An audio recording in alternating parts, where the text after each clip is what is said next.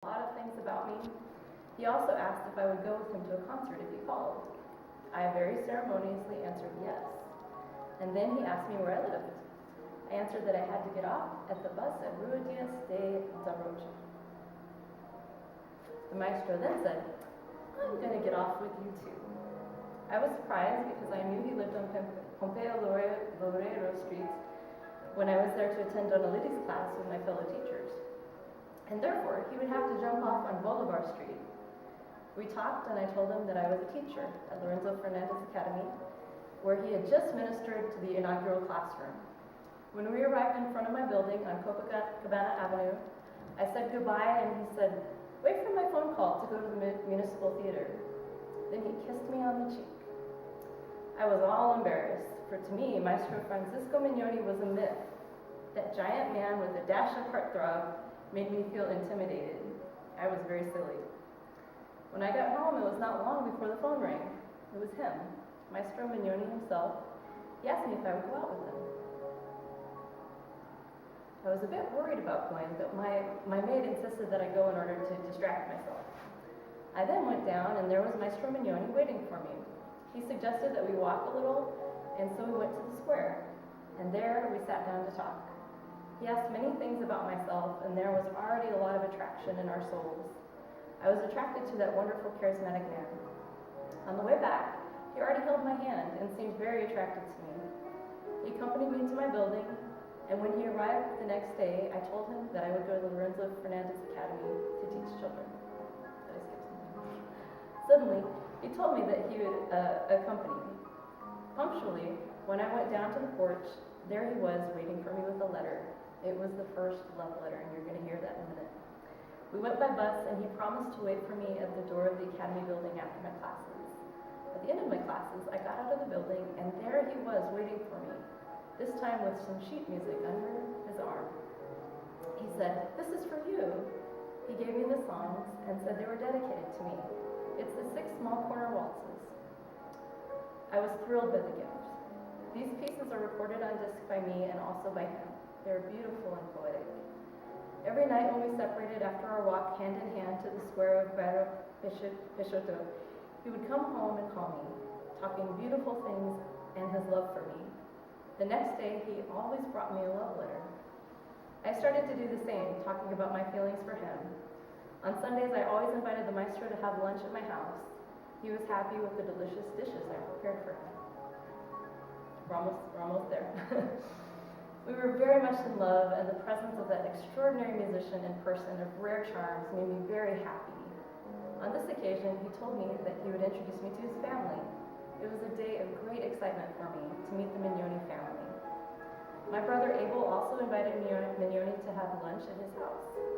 It was without a doubt an engagement commitment that we took with our families. I missed that time of our courtship.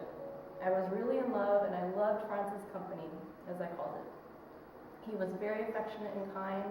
At his side, I felt fulfilled, and every day increased my admiration. After our wedding on October 14th, 1964, I left all the pianistic repertoire with which I performed in public to study his music. Starting to present myself as a recitalist or duo with him. Every night we rehearsed to play in public. When I introduced myself as an orchestra soloist, he would always play the second piano so that I could train. So when I introduced myself as a recitalist or an orchestra soloist, I played with complete security and complete self-mastery, and so it was for all my life at his side, my great love. We lived a full life, side by side, enjoying the charm of sounds, the magic of our art, surrounded by musicians and distinguished friends. After his death, I felt lost without his friendly and encouraging presence, which drove me even further to the height of my career. It was a difficult time, but art and its many memories reminded me to continue to want to capture all the beauty of life, surrounded by the sounds and harmony of his works. So I decided to bring our letters of love to the public by thinking that Francisco Mignone in them reveals all the richness of his soul as a genial musician and his generous and exceptional personality. Our correspondence illuminates our love encounter as passionate about beauty and musical inspiration. So, These are the words of Mignone.